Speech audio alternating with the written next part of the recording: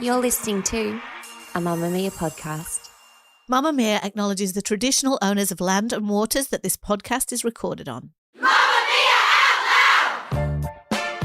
Hello and welcome to Mamamia Out Loud. It's what women are actually talking about on Monday, the 18th of December. I'm Holly Wainwright and my voice is almost back. I'm Mia Friedman. I'm Jessie Stevens. And on today's show, is Oprah Winfrey's weight all of our business?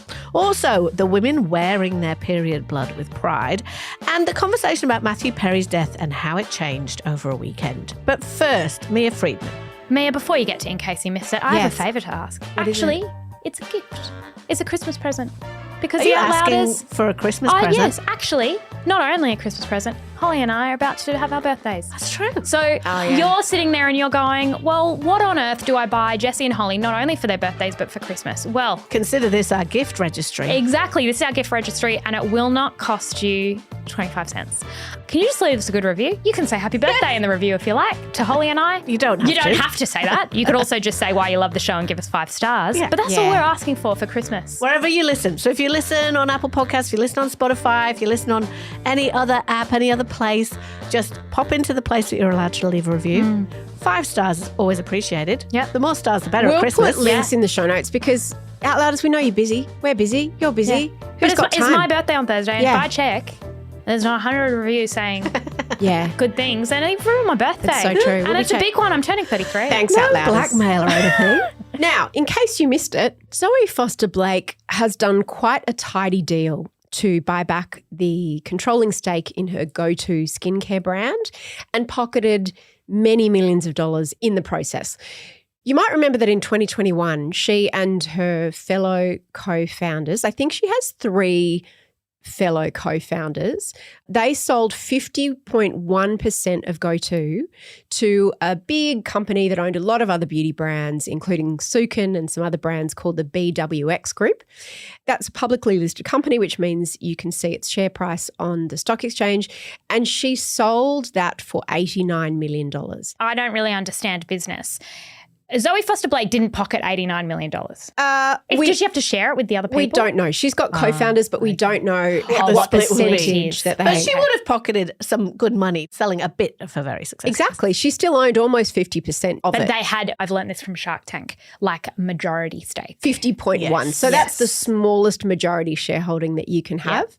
And she's just bought all of it back for $21.8 million. So what I don't understand, because like Jessie, I'm business challenged, is this a really good thing? Because it sounds a little bit like, it's not worth what it was worth. Yeah, is it this sounds a like the good value's thing gone or down. a bad thing? It is a phenomenal deal. Oh. So it was a phenomenal deal when she sold it because she sold essentially half of it. I'm going to round up, right? Yeah. She essentially sold half of it for $89 million, which means the company was valued at about $180 million. This is a company she built from scratch with her co-founders. In 2014, she launched it, so it wasn't even 10 years old. Now she has bought back that same amount. So say I sold you my shoe for $20. Yep. And you tried it on and you went, it doesn't really fit. I'm moving to a smaller house. I've got to clear some stuff out. And you said, do you want to buy it back? And I went, okay. And you said, how much will you pay for it? And I said, 50 cents. And you sold it to me. So I've still got the same shoe. So you got the shoe. And your 50 cents. And I've got $19.50. Oh. But imagine that's millions of dollars, right? So she gets to keep all the money in the middle. She got to keep the middle money. I can't believe we don't have a finance podcast, frankly, know. because this is amazing. So Zoe Foster-Blake, good go-to, good Zoe Foster-Blake, clever business lady. Yes. The reason that they had to sell it back to her or that they had to sell it was that the whole company was in trouble, not because of GoTo or that GoTo wasn't doing well. That was an extraordinary price that she got. But it's not that GoTo wasn't doing well. It was that the whole company that owned all sorts of things wasn't doing well. And they collapsed in April of this year and they owed creditors more than $100 million. And so they traded through and GoTo was unaffected and it didn't mean, and it was hard for Zoe because in all the coverage of this, it was her face in all the stories, even though she wasn't running that company. She wasn't responsible for them being in financial trouble. And despite the sale, because she still owned half the company, essentially, she continued to work as chief creative officer. But now she's back in full control. So they were effectively running it and she was sort of advising and doing stuff. But because their whole business got in trouble, she came in and did that. A statement was released saying this transaction returns control of the company to its founder, whose deep and intimate understanding of GoTo will be of significant value to the brand's future direction. Well done, everyone. Oprah Winfrey has been talking about her body for 35 years.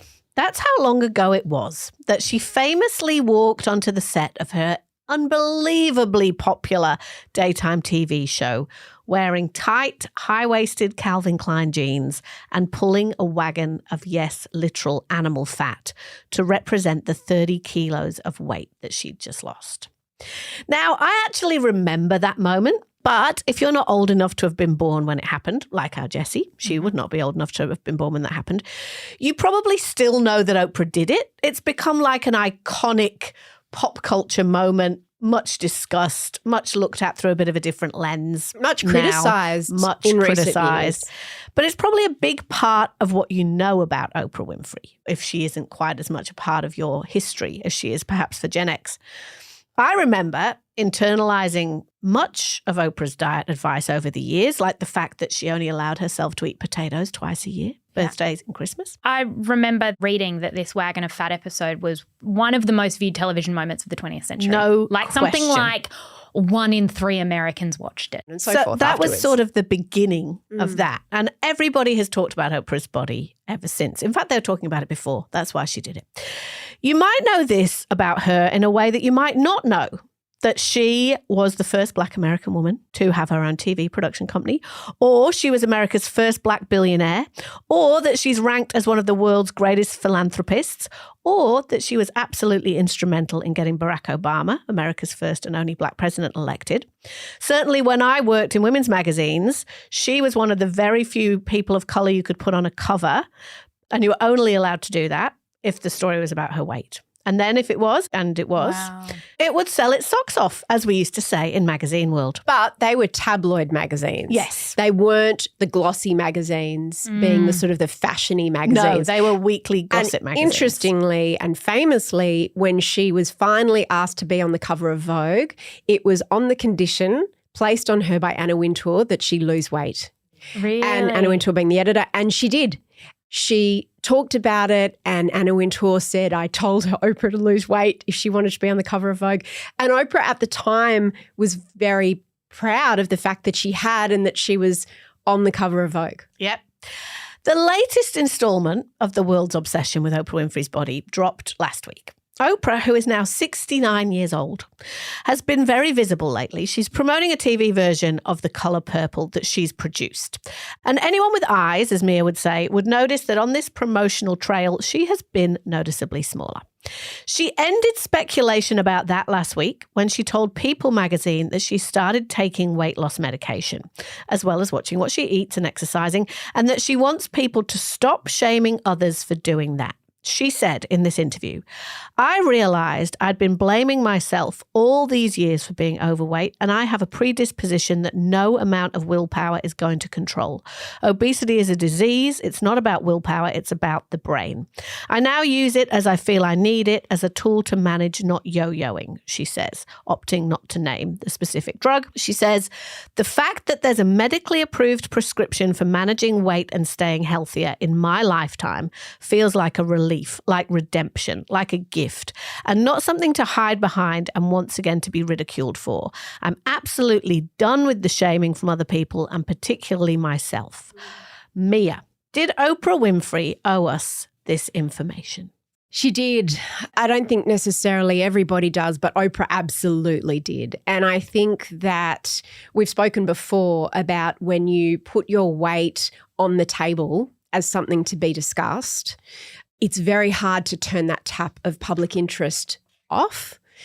Only recently has she done it in ways that financially benefit her, in terms of she hasn't been selling diet products. She hasn't benefited in any way from these revelations. She hasn't made money off the media coverage of her weight, except for that time perhaps when she did it on her own show, and why shouldn't she? Until recently where she became a shareholder in Weight Watchers. And as part of that deal, she was the face of Weight Watchers. Now, this is where it gets interesting because that obviously changes the game. And I think that we don't necessarily require people to disclose the ways in which they've lost weight or look the way that they do. But if they actively lie or mislead us about that by saying, I just walk and actually they're on a weight loss drug and they're making money from a walking program, that's kind of different morally and financially, I think. So is she still... She is. Weight Watchers, and this is the other interesting part, Weight Watchers now, as part of their service and their program, offer prescriptions or work with doctors that talk about weight loss medication because as many, many people are discovering, and we've had Claire Murphy talk about it on this show, and I know a number of people who are taking this drug, it is helping them in a way that nothing else has been able to help them. It's not for everybody. It's obviously something that has to be prescribed. But this idea of blaming and shaming, I'm so glad she said that bit at the end about I'm done with the shaming because I understand what she's saying in terms of the hierarchy of approved ways that you can lose weight has got to be suffering, really. And that's got to be, willpower, not eating, exercising a lot. And anything that's seen as a shortcut like weight loss surgery or now using weight loss drugs is somehow a cop-out and lazy or cheating, which I think is bullshit. And I like that she said, I'm done with the shaming, especially from myself, because I think that even if no one else is shaming you from the outside, I think our culture has done that. And I think people have internalized that shame. I don't necessarily agree with you that she owed us an answer or an explanation for why she looked the way she looked. I mean, she obviously did look different, but women like Oprah are in such a bind because if they don't say anything, the story is being written for them. Weight loss injections were brought up not by Oprah for the first time, like that's what everyone was saying. And then if you do say something, then you will be yelled at that you are taking the medicine from people with diabetes. Like that's what the rhetoric has become. That's not really the case. There are some shortages, but there are shortages of all kinds of medication at the moment. But in her case and in America, that's not one of the issues. Yeah. But you're right. That's what you're going to start getting. And then it's like willpower and why don't you just eat this and why don't you just eat that?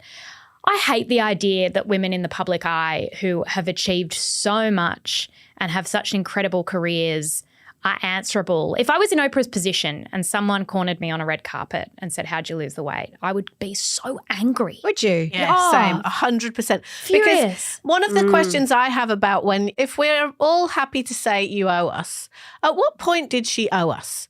You, Mia, have been sending me pictures of Oprah for weeks and saying she's definitely on those drugs, right? Like, was she lying because she didn't disclose it till she was ready to disclose it? Like, are you supposed to give everybody a minute-by-minute update about this week I'm not eating carbs, this week I'm walking up hills, today I've started taking my like, we are so fixated on women's bodies and faces to a point where we don't even notice all the other things that they're doing, that we've kind of elevated this idea of betrayal if they're not giving us a constant running feedback Which is about us. It's not about them. Because one of the things I think about this, I think Oprah should do whatever she likes. Of course I do. I kind of love Oprah, which I know is a little bit unfashionable. But why is it unfashionable? I think one of the reasons why Generation X women love Oprah is because we understand how she was the first. And, what she made and her evolution over those 35 years is extraordinary from really quite hardcore tabloid TV. I remember seeing Ku Klux Klan members on her show. I remember seeing people punching each other on that show.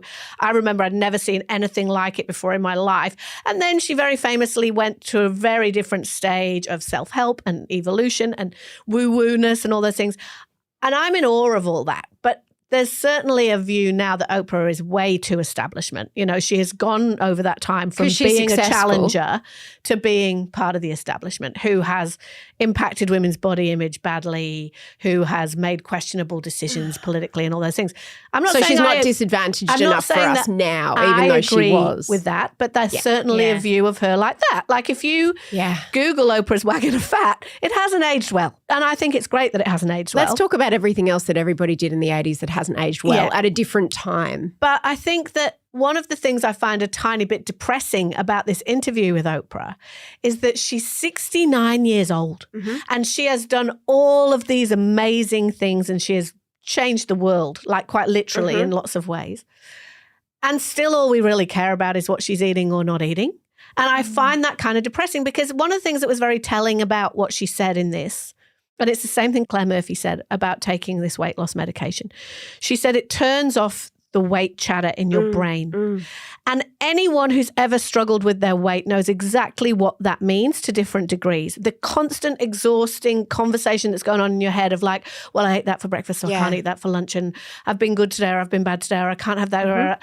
And the idea that even Oprah, who is a goddess on many levels, this is the thing about her that we want to talk about the most and that torments her the most. How can you not draw a line between that the most powerful and successful woman of our time in terms of a celebrity woman still is governed by how she should look and the fact that she's not thin enough? How can you not draw a line to the Emiratas of the world and the other celebrities who insist on posting thinspiration photos of themselves and commodifying their bodies in ways that don't allow women like Oprah to ever have peace from that chat? Oh, it's not Emrata's fault that Oprah has and that she's chat. not constructing it. It's not her fault, but it's part of there's a through line. No. How can you not see a through line? Not I at don't all. think that there are some women who can't post pictures of their bodies and some women who can. Like No, it's me not, neither. and they're not posting How do you it. think beauty standards are established and my consolidated? So if you fit the beauty standard, you should be invisible? No, but you should. Not exist. You're making the world worse for all the other women. I think that this is the thing, right? Is that we're constantly projecting how we feel onto other women as though they have to represent everyone all at once, which of course they can't do. But Oprah, if there's one thing she's demonstrated, it's that you can have all the money at your disposal. You can have chefs, you can have personal trainers, you can have Every everything, resource. and weight loss can still be impossible. And that obesity, we've spoken to experts on Mamma Mia, it is a disease and it is not something that is about sheer willpower. But we attach so much worth, other stuff to it. And I think all the time. Oprah gets accused Absolutely. of sort of starting this. Like we talk about the wagon of fat. That's just so But all unfair. you have to do is go back, right? In 1985, she sat across from Joan Rivers, and Joan Rivers famously said to her about her weight, "You shouldn't let that happen to you. You're very pretty." And she completely shamed her. And she was constantly, even though she was so successful, that was, again, then and as now, it was the only thing people wanted to talk to her about. It's like, you might be amazingly successful, but you're kind of fat though, aren't you? I have a question though. Oprah, I think, and this is why I'm so relieved that she's been honest about it and spoken about it, because I think Oprah, unlike other celebrities, is an avatar for the average woman. Maybe not anymore. She's very rich or whatever, but she's always been, before authenticity, you know, and before vulnerability. celebrities were honest about their struggles with anything, she was, like decades before. And she would be the first person to say, I regret the wagon of fat. It was a different time. You're allowed to change and Of course. evolve. And the way she questioned some of her guests, she was mortified about that.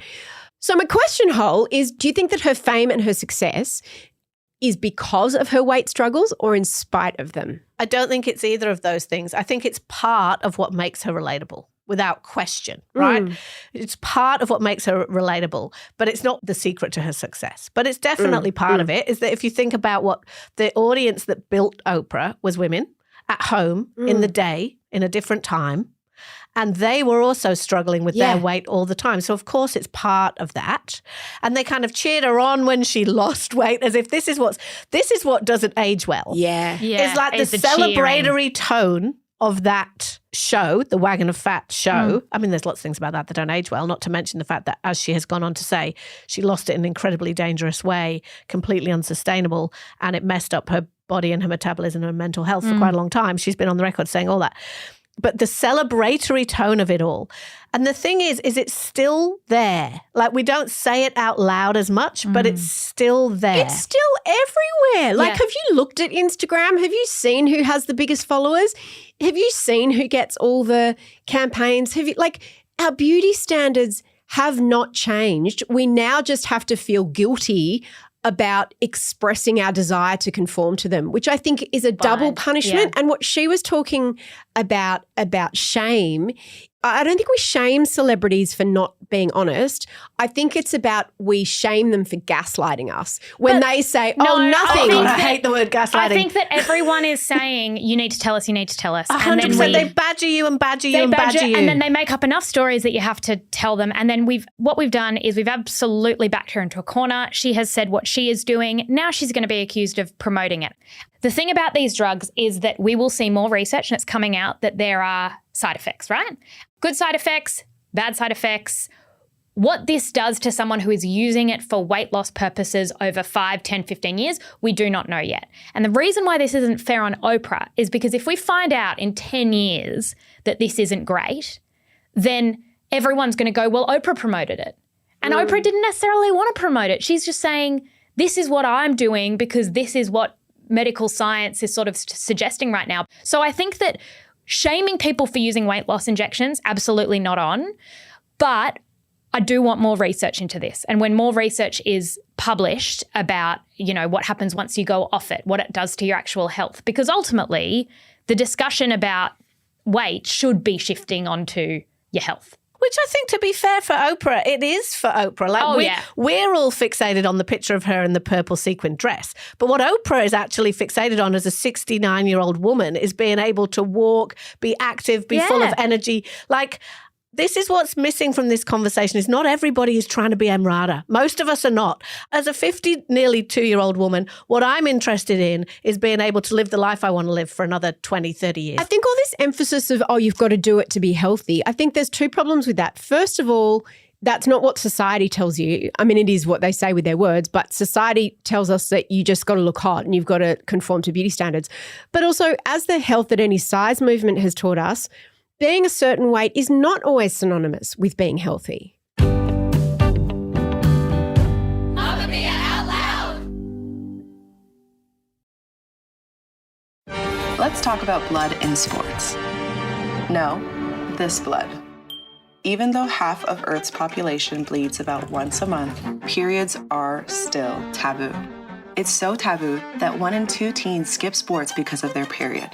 Enough with hiding behind this stigma. It's time to sport your period. Do you still feel shame about your period blood?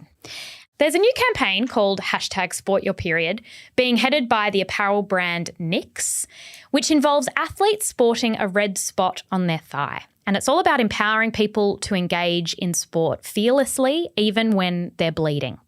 This comes after Emma Pallant-Brown, a triathlete, was photographed earlier this year with visible period blood. In the image, she was competing and she's in sort of a light-coloured swimsuit. Through kind of the crotch, you can see that she's bleeding, right? And she came out, shared the image, and a lot of people commented and said horrific things. But the most common thing was, why wouldn't you wear a dark swimsuit, or why were you even wearing that in the first place?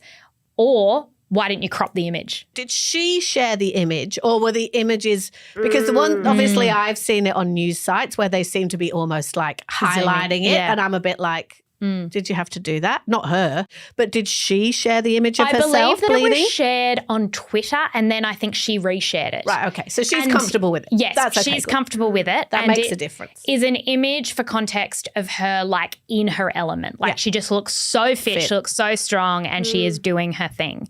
And she explained that when she's on her period, apparently her body temperature gets higher, and she said she overheats. And so she didn't really have a choice about what she was wearing. And then she shared the image proudly and said, this is the unglamorous reality of racing on your period. Pallant-Brown is among a number of athletes who have joined the campaign, trying to destigmatise period blood in sport. Mia, you're on the record as saying you find it a little bit unsightly. Jessie, when you were away, we had a conversation about free bleeding. What did you say about free bleeding, Mia?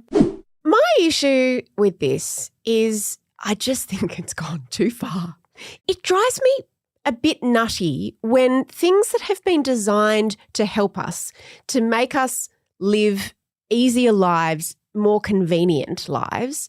Are we going to get rid of nappies? Are we going to get rid of toilet paper? Are we going to post pictures of ourselves weeing our pants?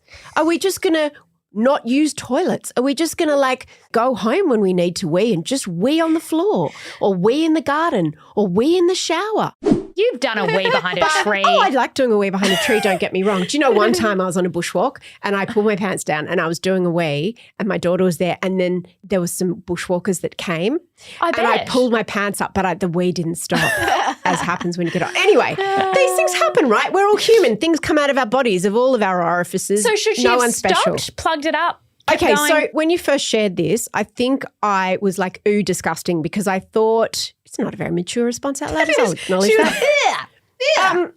My point was, of course, we've all got periods. Periods aren't disgusting. But what I thought was happening was that a whole lot of sports people were going to actually just deliberately like bleed and wipe their menstrual blood on themselves as a sign of protest, which if that's what you want to do as a sign of protest, awesome. But like, I think the idea of saying there are certain things that we like to be private doesn't mean that they're disgusting, even though I use that word. Like, you know, doing wheeze and doing poos, having snot, it's a human condition, right? But that doesn't mean we destigmatize things necessarily by having them out in the open. However, I've changed my mind. So I looked into this a little bit, and part of me is eye rolling because the company Knix that's sponsoring this whole protest campaign, they make period underwear. But then I'm like, okay, if the end result is that if we make women and girls feel less mortified about the chance of a leak, an accidental leak, then great. Sometimes you need to do something extreme so that something doesn't look so shocking anymore. Maybe there was a brand that sponsored a no makeup selfies and we all did our no makeup selfies. And yes, maybe that brand was trying to sell skincare or whatever. But if the end result is that we're starting to destigmatize something, surely that's a good thing. I agree. And I think the difference between your wee and poo analogy is that this is a bodily function that stops women from participating, right? So there is a lot of research to say that teenage girls will stop doing things. For fear of leakage. For fear of leakage, or even some of what you have to wear. I mean, if you think about gymnastics or even swimming or whatever. And tennis, remember famously recently, the female tennis players have managed to overturn a whites-only rule in terms of their outfits at traditional tennis clubs. I love all that. It happened this year as well in soccer. I think it's Manchester City announced last year that its players don't have to wear white shorts. There's been this massive shift when it comes to women going, there is something so physical about sport, right? Like you see the beads of sweat. You see it's very visceral. Exactly right. For a long time, it's been like women have to compete like men.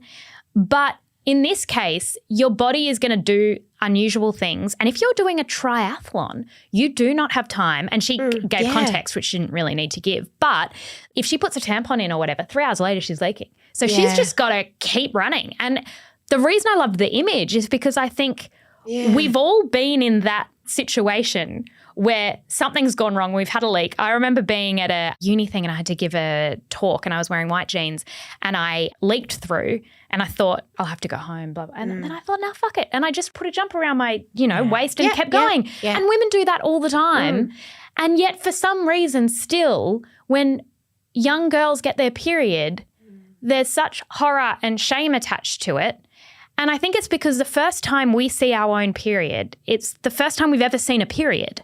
It's the first time we've ever seen blood in that context. True. Because even period ads, and this has been a criticism for years, like it's always water. Like it's not red. Or it was the blue ink on the pad. Yes, exactly right. My kids were always fascinated by it. This is where you, as a generation, you can change.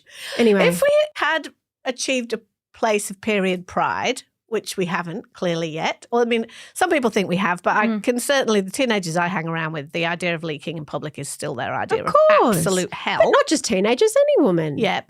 I think we you wouldn't get be better at it worried as you about go the on. leaks anymore. Like you wouldn't have tied a jumper around your waist. We wouldn't need to change the white tennis clothes or the white football shorts. We'd be like, just deal with it. There's some red on the back of my shorts. I don't know. I'm playing. I think there's a difference between you don't not play sport because of it and you don't act like it's not something that you would prefer to not have happened. You know what I mean? Yeah, I do. I know what you mean, Holly. It's like I can't see a world where we're walking down the street and everyone's bleeding down their legs. Like, absolutely.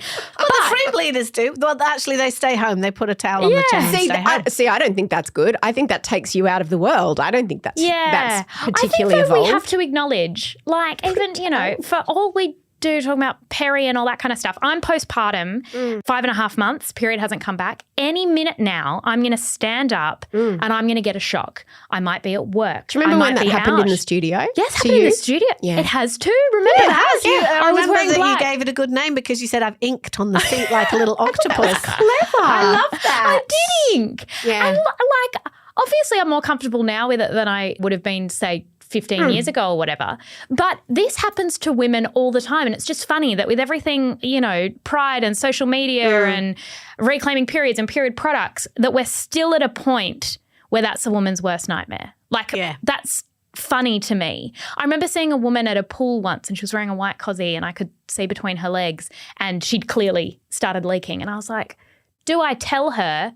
Maybe she knows and she doesn't care? Like, I don't know. Well, it's funny because my first reaction when I saw these pictures of Emma Pellant-Brown, I was like, well, they didn't have to publish that. You know what I mean? Like, as in, right. I didn't feel any disgust for her, but I was like, someone's Protective. invaded her privacy. That's not cool.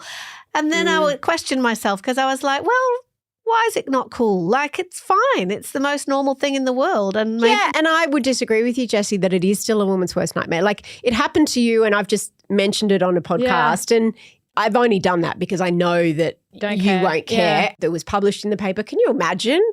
In the paper, what even is a paper? But can you imagine? Like, that never would have happened. I remember many years ago, it happened in a live broadcast. I think it was during the Olympics or something that was being broadcast live, and the woman was bleeding and the male presenters just did not know, the commentators, what to do, and they couldn't cut away because it was actually just happening.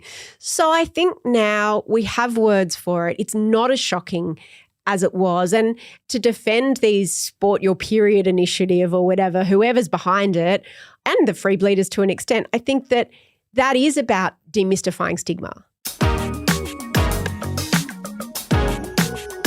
Mamma Mia Out Loud! If you want to make Out Loud part of your routine 5 days a week, we release segments on Tuesdays and Thursdays just for Mamma Mia subscribers. To get full access, follow the link in the show notes, and a big thank you to all our current subscribers. We now know how Friends star Matthew Perry died. On the 28th of October this year, he was found dead in a spa next to the pool in his LA home.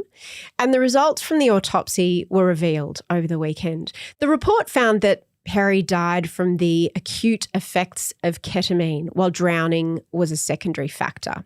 He was 54 years old and it has been deemed an accident, which means no other people were involved and he didn't mean to end his life.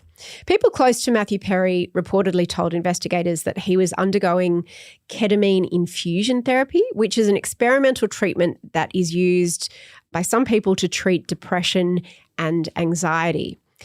Ketamine is also a drug that is used recreationally by some people. It is a horse tranquilizer, I believe, originally.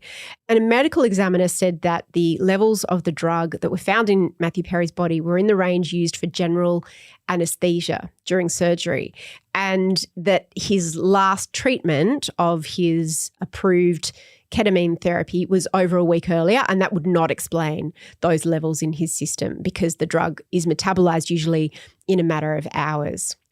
A medical toxicologist told the Associated Press, using sedative drugs in a pool or hot tub, especially when you're alone, is extremely risky, and sadly, here it's fatal.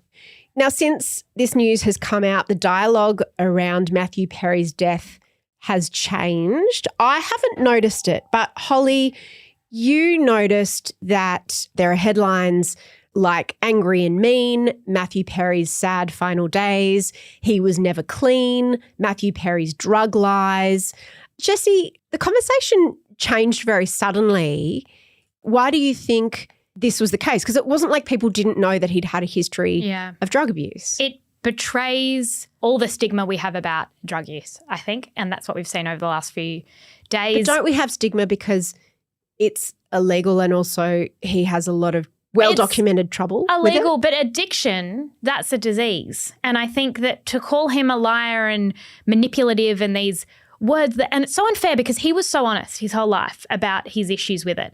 But it is like now we can neatly wrap this story up with a bow and go, Matthew Perry was just an addict, and then move on as though it is any less of a tragedy that he died. I don't think it is any less of a tragedy. And the people coming out saying that he was angry or like that, I just think is incredibly unhelpful. He said, though, because Hol and I have both read the book, and Hol, he describes himself in all of those ways. It was very unvarnished. But that's not the point, is it? Like, he's allowed to tell his story. The point of these headlines, and what's also in these stories, the photographs. So I wrote a story not long after Matthew Perry died about how he knew exactly how the conversation would go after he died, which is exactly what Jesse's saying. Tragic addict, what a loser. That kind of idea. And the paps will be outside his home watching everything coming in and out, like fast food wrappers. Oh, how sordid, that kind of stuff. The story that we want to tell about drug addiction is this one. The one that is, if you click on the story that says Matthew Perry lied about his drug use and manipulated all of those around him, it's accompanied by all these pat pictures of him looking disheveled, schlubby and miserable, as people are often miserable when they're having a camera shoved in their face in the street. But also because people are often miserable when they're in the grips of drug addiction. It all feeds in to the exact narrative we want to tell, right? Which is that addicts are kind of dirty and sad and wrong, and that this was bound to happen. And the reason why I struggle with that, I know that there's an argument, which I sense you're feeling, that it's a cautionary tale for society, because ketamine in particular is a drug that is being talked about heaps at the moment in different ways, both in how prevalent it is recreationally, which it has been for quite a long time, and also in its revolutionary treatments for depression and anxiety in a clinical setting. And it has, in that clinical setting, reportedly amazing results. And Perry actually wrote about trying it in his book. And at the time, he said it didn't really work for him because there's a whole controversial knot in the addiction community about whether or not addicts and people who are sober or in recovery should be accessing any of those kind of, ketamine's not a psychedelic, but there are also psychedelics, but any kind of treatments like that. So I understand that there's this argument that's kind of like a cautionary tale. You don't want to end up like Matthew Perry, do you? You don't want to have everything in the world at your feet and screw it all up because you're too weak to resist your addiction. The reason it upsets me is because I just hate that neat and simplistic and very judgmental narrative about addiction. As you've said, Jesse, Perry himself was so honest about this. He couldn't have been more honest. That book was difficult to read. It's true that recovery is very, very rarely linear for anyone, and that managing to be what I guess we would call clean or drug-free after such a significant addiction is incredibly difficult. Perry himself spent millions of dollars on it, right? So it kind of felt like there had to be a little bit of restraint in reporting on him until we had the receipts. And then we got the receipts and we found that there was drug use. He also had in his system an opioid that's prescribed for people with opioid addictions, so a prescribed opioid. And he had signs of heart disease.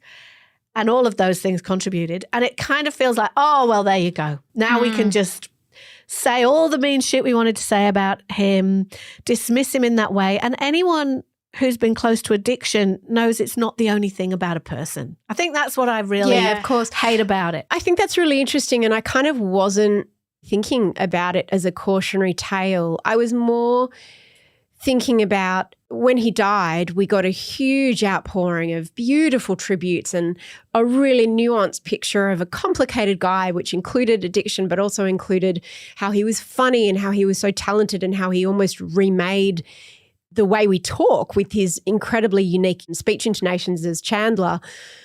And so what I saw with the coverage after his cause of death was released was more, relief is the wrong word, but it's very disturbing when someone relatively young just drops dead and everybody wants to know why. We like narratives, and I'm not just talking about the media because it's more sensational than if he just accidentally drowned or hit his head or something. It is more sensational. You're right about that. And I would hope that the subtext that you're implying, which is that it's not as sad because it was kind of self-inflicted and what a waste.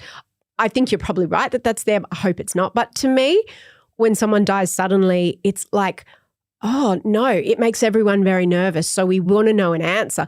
And the reason we want to know the answer is so that we can distance ourselves, partly as a cautionary tale going, oh, I won't take ketamine and then get in a spa, but also to go, oh, well, that wouldn't happen to me or these people that I know because they don't take ketamine or they don't have these particular risk factors, whatever it is. I think, Holly, what you're speaking to as well is a sense of glee that's in the reporting that's almost like we knew like it. a gotcha. Yeah. Like I a think that gotcha and we when knew there's it. a death, a drug-related death of a high-profile person, it becomes definitive. Like it's the only thing about them. If you think about the many, many high-profile people who you can say did die of drug-related deaths, it comes to define them in a very specific way that I find really grim. Yeah, and I remember earlier this year when Jock Zonfrillo died, and he had been so honest about some struggles with addiction. He died quite suddenly. He was in his 40s. And the way that was reported, I found so revolting. There were headlines about how he was found on Lygon Street, not in a hotel on Lygon Street, which is a completely different thing. There were all these undercurrents because they couldn't say it because it hadn't been determined that he died either by suicide or by an overdose or something like that.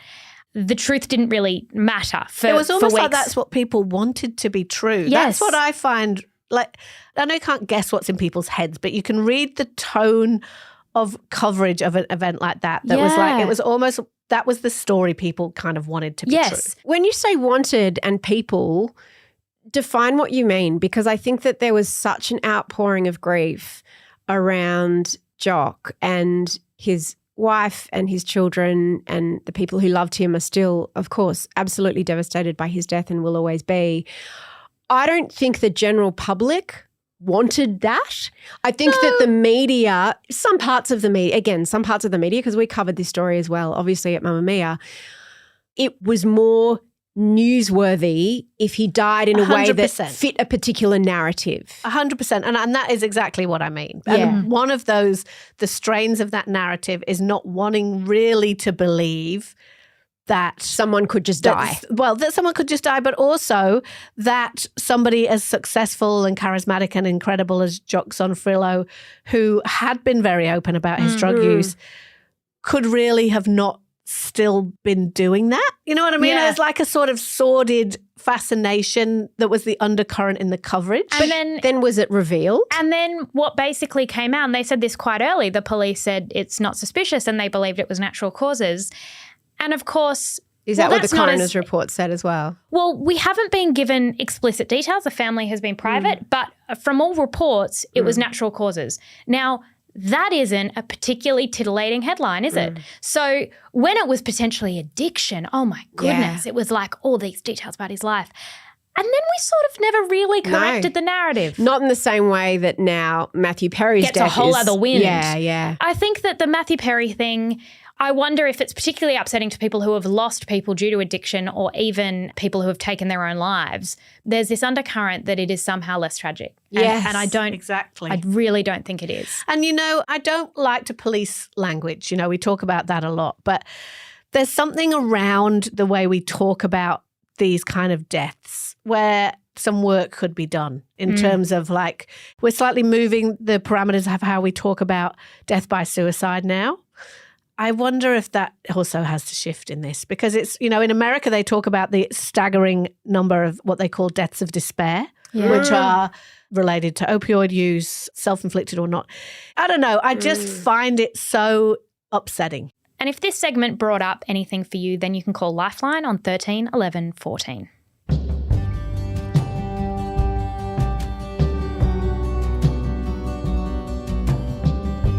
Mamma Mia out loud. I have a recommendation before we go. I love Mike Birbiglia. He's a comedian and I've watched a bunch of his specials on Netflix. And last night... Is he the guy that sleepwalks? Yes. And he brings this up in this special. Explain about that because that's extraordinary. He has a condition. He has a few really weird conditions. It's sort of about it. But he has a condition where he sleepwalks and it got so bad that he walked out a second-story window and obviously got glass, like had to go to hospital to get all the Sorry, glass I shouldn't out. laugh. It's not funny. It's no, but and then it he is had to so sleep rare. in like a sleeping bag Now he has wrapped to up. do, Luca and I were saying he sleeps like a newborn in that he has to swaddle himself and then put on mittens so that he can't take the zipper Someone down. has to put him to bed, and also he can't sleep in the same room as his wife in case he might become violent in the night. Yeah. So he has to be almost like locked away, like a prisoner in a straitjacket before he goes to I sleep. must not have watched that special where he talked about that. Okay, He somehow made that funny because it's not Yeah. funny, but it was funny when he said it. he has a new special and it's called The Old Man and the Pool. My physician asked me, do you have a history of heart disease in your family? I go, well, my dad had a heart attack when he was 56, and actually his dad had a heart attack when he was 56. So I've always thought I should set aside that whole year, get an Airbnb by the hospital, and keep a flexible schedule. I think that might be a big year for me. She said, well, based on your family history, I would recommend you do cardio 5 days a week. And I said, I don't think anybody does cardio 5 days a week. She said a lot of people do cardio 5 days a week. I said, I don't even think professional athletes do cardio 5 days a week. She said, professional athletes definitely do cardio 5 days a week. We talk about this for about 45 minutes. He's in his 40s. And the reason I love him so much is that he talks about the kind of the mundane, like fatherhood, health concerns. He is the most incredible storyteller. And Ira Glass helped him on this. It was sort of a contributor to how he... This American Life. From This American Life. So I would say go into this. It's laugh out loud funny, but the reason I want to recommend it is because it's just remarkable storytelling. It's so compelling, and it's him talking about going to the doctor and basically getting a diagnosis or worrying about his health, which I think a lot of people in a certain life stage can relate to.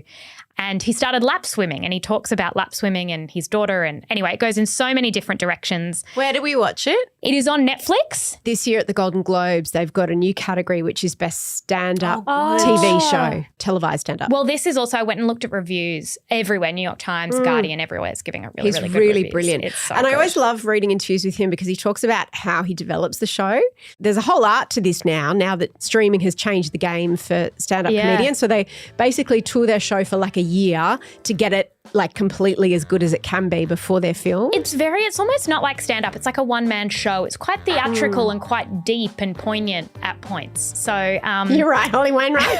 Holly's coughing, making some noise. Sorry, everybody. It's all right. it's brilliant. It's on Netflix. Mike Birbiglia's new comedy special. Do you know what else is brilliant? If you watch Strife and you want to hear us answer a whole bunch of behind-the-scenes questions, including how Claire and Jessie were really hired, how that really came about, we answered a whole lot of your questions. We will put a link to that in the show notes. Thank you for listening to Australia's #1 news and pop culture show. The episode was produced by Emmeline Gazilis. The assistant producer is Tali Blackman, with audio production by Leah Porges. Bye. Bye. Shout out to any Mamamia subscribers listening. If you love the show and you want to support us, subscribing to Mamamia is the very best way to do so. There's a link in the episode description.